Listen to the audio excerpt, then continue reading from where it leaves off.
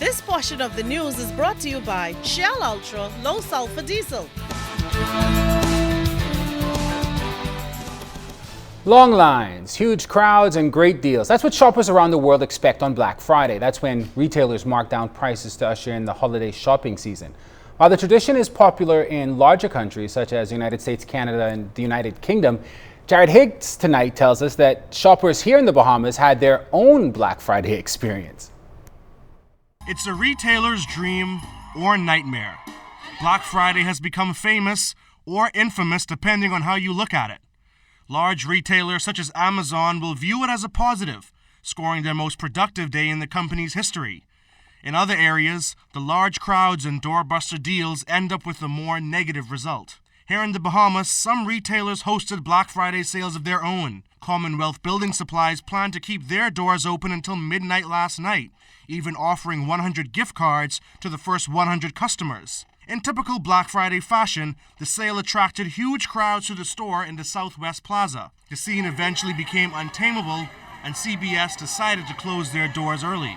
The police even had to be called to assist in bringing order to the area. Marketing assistant at CBS, Ellis Stewart, says the company regrets having to close early, and while sales were good, the scene was simply out of control. The reason why we had to stop the sale last night was because the crowd outside, they started fighting or whatever, and we were our main priority was safety. Safety was for the customers as well as the staff. Despite last night's confusion, the company has promised more sales during the holiday season. The next big retail event isn't far away. Cyber Monday, which has gained popularity in recent years, features great deals available when shopping online. Jared Higgs, ZNS Network News. Also tonight, a local architect is expressing concern that Bahamians could be forced out of the downtown area if high-end residential units planned by the Downtown Nassau Partnership are placed out of their cost range. A key component of the downtown redevelopment and revitalization is the construction of those homes. Carlos Hepburn says government needs to manage this to ensure that it is not overrun by high-end foreigners and billionaires, thereby creating another environment where Bahamians cannot participate. Most high-end developments, as we would know it, would either consist of the old Fort Bays, the Lightfoot Keys, the Ocean Clubs, which are usually areas that the average Bahamian does not live or participate.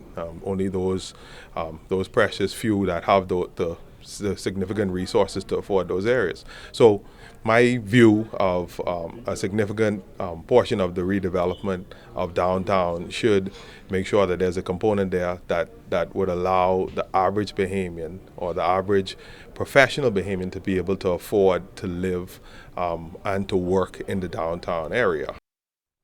Hepburn says if Bahamians are pushed out, it would essentially amount to gentrification. Hepburn adds that locals should be the lifeblood of Bay Street, but if there are a lot of high-end condominiums, people may live there for a portion of the year but spend a lot of the time where they lived. It would be a pretty place, but not a very vibrant community. Hepburn says a mixed residential component would also lead to an expansion of Bay Street's limited store options. We need the pulse of the Bahamas to be the Bahamians, to actually live in the area, so that we will support those restaurants and those nightclubs and those various business establishments that will hopefully exist as a part of or as a part of this redevelopment. When you go down Bay Street, almost everybody is selling the same thing, and that's fine when you're coming off a shift and you're looking for a gift item. But the direction of the stores and the businesses will change with the right residential component. Recently, a major fraternities international executive body met here in Nassau. As a part of the weekend meeting, members of Phi Beta Sigma Fraternity Incorporated, both local and international, collaborated on a local service project. The fraternity brothers conducted a read-in at the Oaksfield Primary School and gave the top readers in each class a gift card to buy their own books. Every homeroom had brothers reading and promoting literacy at the same time. The international president, the Honorable Brother Jonathan Mason, was also a hit with the students. Oaksfield is the local chapter, the Delta Epsilon Sigma chapter's adopted school. The fraternity also planted a native tree at the school to help promote Oaksfield as an eco-school, which is another partnership with Delta Epsilon Sigma has with BREEF, or the Bahamas Reef Environment Education Foundation.